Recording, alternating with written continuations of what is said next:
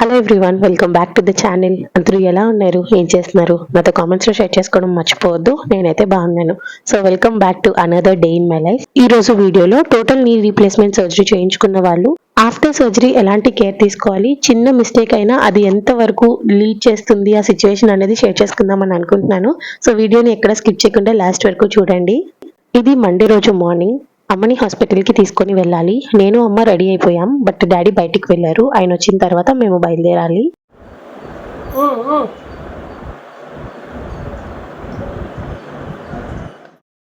యాక్చువల్గా మండే మాకు చాలా ప్లాన్స్ ఉన్నాయి. ఫస్ట్ బుడ్డోడు స్కూల్లో ఏదో మీటింగ్ ఉంది, అది అటెండ్ అయ్యి వచ్చిన తర్వాత అమ్మని హాస్పిటల్కి తీసుకొని వెళ్దామని అనుకున్నాము. మీటింగ్ ఉంది కదా అని హడావిడిగా రెడీ అయ్యాను, ఈవెన్ బ్రేక్ఫాస్ట్ కూడా ఏం చేయకుండా.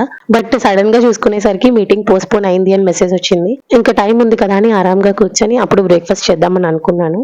And have you ever recognised, నేను బాపా లాస్ట్ బిఫోర్ వీడియోలో చూపించాను కదా మొత్తం హాల్ ని క్లీన్ చేసాము అని. మొత్తం క్లీనింగ్ అంతా కంప్లీట్ అయిన తర్వాత ఇలా అరేంజ్ చేసుకున్నాము. కృష్ణయ్యని అయితే ఇటు సైడ్ పెట్టాను అనమాట. అండ్ ఇంకొక కృష్ణయ్యని ఎక్కడ పెట్టాను ఏంటి అనేది నెక్స్ట్ ఫర్దర్ క్లిప్పింగ్స్ లో చూపిస్తాను. ఇంకా ఇక్కడైతే అమ్మ పర్వాలేదండి, బాగానే నడుస్తుంది. తనకి స్టిచెస్ ఇంకా రిమూవ్ చేయలేదు. సో స్టిచెస్ రిమూవ్ చేయడానికి ఈ రోజు హాస్పిటల్ కి తీసుకొని వెళ్ళాలి. మార్నింగ్ బ్రేక్ఫాస్ట్ పెద్ద హడావిడిగా కాకుండా సింపుల్ గా ఇలా bread, peanut butter with honey, ఇంతే అనమాట నా మార్నింగ్ బ్రేక్ఫాస్ట్.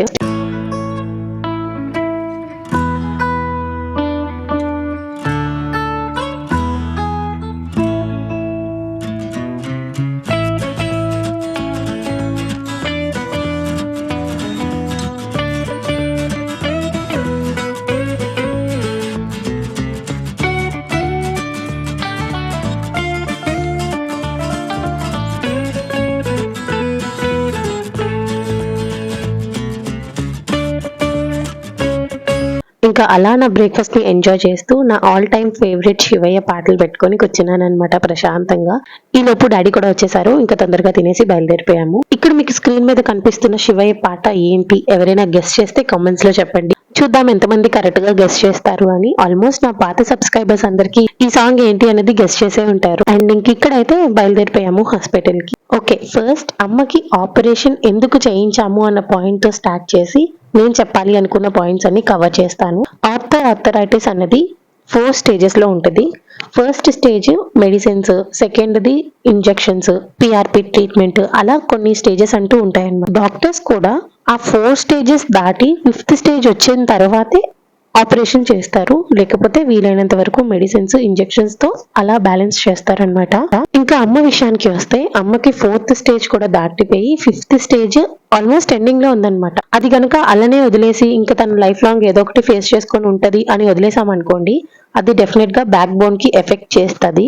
మేము తనలో డిఫరెన్స్ అబ్జర్వ్ చేసాము. తన వే ఆఫ్ వాకింగ్ కానివ్వచ్చు, సిట్టింగ్ పోస్చర్ కానివ్వచ్చు, ఏదైనా కొంచెం చేంజ్ అయితే వచ్చింది. ఒక సైడ్ కి ఇలా బెండ్ అయిపోవడం అలాంటివి జరుగుతున్నాయి అనమాట. ఇంకా ఇమీడియట్ సర్జరీ చేయాల్సిందే అని చెప్పేసరికి మేము కూడా January 25th కి ఆపరేషన్ షెడ్యూల్ చేసుకొని ఆ రోజు ఆపరేషన్ చేయించాము. ఈ ఆపరేషన్ కూడా వీలైతే 2 కాళ్ళకి ఒకేసారి చేయించుకుంటారు చాలా మంది, లేకపోతే ఫస్ట్ ఒక కాలుకి ఆ తర్వాత ఇంకొక కాలుకి అన్నట్టు ఉంటుంది. అమ్మ అయితే ఫస్ట్ రైట్ లెగ్ కి చేయించుకుంది.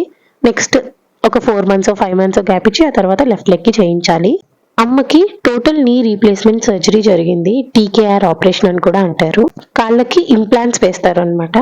అమ్మ సర్జరీ ఎలా జరిగింది, సర్జరీ తర్వాత ఇంటికి వచ్చినప్పుడు ఎలాంటి కేర్ తీసుకున్నాము, ఎవ్రీథింగ్ నేను డీటెయిల్డ్ గా ఆల్రెడీ వీడియోస్ మన ఛానల్లో పోస్ట్ చేశాను. ఇఫ్ ఇన్ కేస్ ఇంకా డీటెయిల్ ఇన్ఫర్మేషన్ ఎవరికైనా కావాలి దీని గురించి అనుకుంటే ఆ వీడియోస్ చెక్ చేయండి.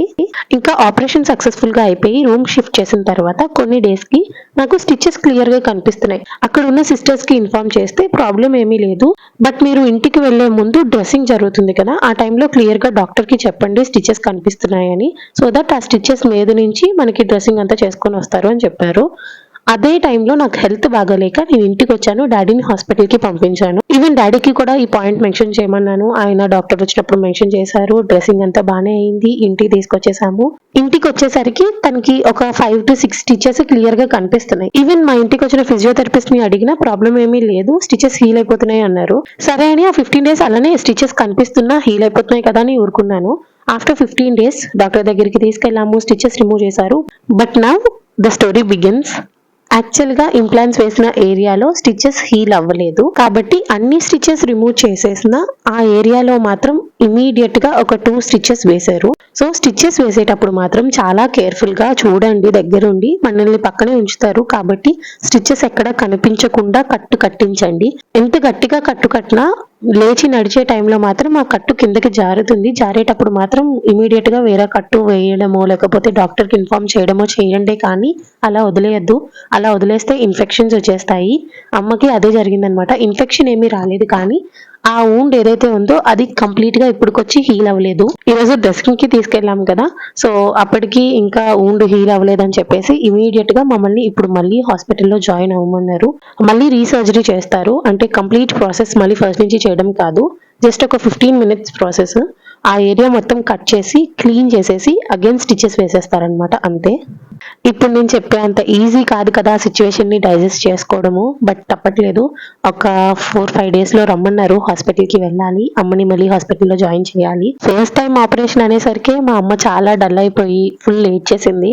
ఇంకా రెండోసారి మళ్ళీ సర్జరీ అనేసరికి తనని ఇంకా మేము టాలరేట్ చేయలేకపోతున్నాము. ఫుడ్ తినడం మానేసింది, చాలా డల్ అయిపోయింది, ఏడుస్తుంది.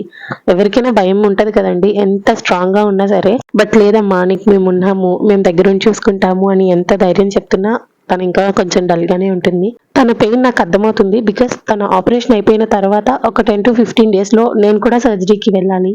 నాకు హెల్త్ బాగాలేదు, తనకి హెల్త్ బాగాలేదు, అత్తకి బాగాలేదు, డాడీకి బాగాలేదు, ఎవరం we are not healthy as before. ఏం జరిగినా మన మంచికే. అయిపోయింది ఏదో అయిపోయింది. తొందరగా అమ్మ నేను అందరం కోలుకున్న తర్వాత ఇంట్లో ఏదైనా పూజ చేయించుకోవాలి అనుకుంటున్నాము, because we are badly missing that positive vibes. మీరు చెప్తే నమ్మరు, లాస్ట్ ఇయర్ అంతా కూడా ఏదైనా ప్రాబ్లం వచ్చింది అంటే వెంటనే నెక్స్ట్ డేనే నేను పూజ చేసుకునేదాన్ని. సో దట్ ఆ ప్రాబ్లం చాలా ఈజీగా వానిష్ అయిపోయేది విత్ ఇన్ సెకండ్స్ లో. అప్పుడు దాకా మేము ఎంత కష్టంలో ఉన్నా పూజ అయిపోయిన తర్వాత చాలా నార్మల్ అయిపోయేది ఆ సిచ్యువేషన్. అంత స్ట్రాంగ్ గా నమ్మాను నేను శివయ్యని. నేను చేసిన పూజలన్నీ ఆయన యాక్సెప్ట్ చేసి ఆయన కూడా అంతే జాగ్రత్తగా మమ్మల్ని చూసుకున్నారు. బట్ ఈ ఇయర్ ఏంటో అండి, స్టార్టింగ్ నుంచి మాకు పూజలు చేసుకోకూడదు అని ఒకటి ఉంది. దానివల్ల పూజలు చేసుకోవడానికి అవ్వట్లేదు. ఆ పాజిటివిటీ అయితే ఎక్కడా కనిపించట్లేదు మాకు. ఎటు చూసినా ఆ నెగిటివిటీలోనే ఉంటున్నాము. ఈ రోజుల్లో మంచి ఎంత ఉందో చెడు కూడా అంతే ఉంది. వీళ్ళకేంటి, వీళ్ళకి నచ్చిన ఊర్లు తిరుగుతున్నారు, హ్యాపీగా కార్లోనే ట్రావెల్ చేస్తారు, మంచిగా ఎంజాయ్ చేస్తున్నారు. ఇదంతా లాస్ట్ ఇయర్ సినారియో కదా, అది బాగా దెబ్బతిందని నాకు అర్థమైందండి. ఎందుకంటే ఎవరిని తప్పుపట్టలేము, దిష్టి తగులుతుంది అన్నది నేను బాగా నమ్ముతానన్నమాట. సో బాగా దిష్టి తగిలింది మాకు. ఈ యూట్యూబ్ ద్వారానో ఆర్ఎల్స్ బయట అయినా సరే మేము వీలైనంత వరకు పాజిటివిటీనే స్ప్రెడ్ చేస్తాం, కానీ మా లైఫ్లో ఇది జరిగింది ఆర్ఎల్స్ మేము ఇది ఫేస్ చేస్తున్నాము, నేను ఇన్ని బాధల్లో ఉన్నాను, నాకు ఇన్ని కష్టాలు ఉన్నాయి అని బయట పెట్టమండి. అది నేనైనా డాడీ అయినా ఎవరైనా సరే ఇద్దరిలో అలానే ఉంటాము. అందరికీ మా నవ్వే కనిపిస్తుంది, బికాస్ మేము నవ్వుతూనే మా సెల్ఫ్ ని పోర్ట్రేట్ చేసుకుంటాము. బట్ ఆ నవ్వు వెనకాతల ఎంత కష్టం ఉంది, ఎంత టఫ్ సిచ్యువేషన్స్ మేము ఫేస్ చేసాము అన్నది ఎవ్వరికీ అర్థం కాదు. చెప్పినా కూడా ఏముందిలే అందరిలాగానే మీరు ఫేస్ చేస్తున్నారు కదా అనుకుంటారు. అందుకనే ఈ రోజుల్లో ఎవరికితో షేర్ చేసుకోవడం కూడా మానేశాను. ఏం జరిగినా ఇంకా నా మంచికే, మంచో చెడో అమ్మకు ఆపరేషన్ అయితే చేయిస్తున్నాము. మళ్ళీ ఇంకొక 4 days లో హాస్పిటల్కి రమ్మన్నారు. అమ్మ ఆపరేషన్ అయిన తర్వాత ఒక 1 month టైం తీసుకుంటాను నా ఆపరేషన్కి. బై ద వే, నా ఆపరేషన్ గురించి చెప్పలేదు కదా, నాకు నోస్ బ్లాక్ అయిందండి. సో అక్కడ ఆపరేషన్ చేయాలి అన్నారు, మెడిసిన్స్ ద్వారా తగ్గదంట. తప్పదు, ఇంకా ఆపరేషన్ చేయించుకోవాలి. అండ్ ఇంకొక పక్క ఆఫీస్ లీవ్ ఎలా అడగాలో కూడా నాకు అర్థం కావట్లేదు. ఇదంతా ఎలా ఎక్స్ప్రెస్ చేయాలో కూడా నాకు అర్థం కావట్లేదు. ఎక్స్ప్రెస్ చేయలేని ఒక సిచ్యువేషన్ లో ఉన్నాను అనమాట. అందుకనే మీరు గమనించినట్టయితే లాస్ట్ వీక్ నుంచి every alternate day video post చేస్తున్నాను, బికాస్ ఇవన్నీ నేను హ్యాండిల్ చేయలేకపోతున్నాను. లిటరల్ గా నిద్రకు కూడా మాత్రలు వాడుతున్నాను అనమాట ప్రెసెంట్. మీరు అనుకోవచ్చు ఈ టైంలో కూడా యూట్యూబ్ ఎందుకు అక్క, బ్రేక్ తీసుకోవచ్చు కదా, ప్రశాంతంగా ఉండొచ్చు కదా అని.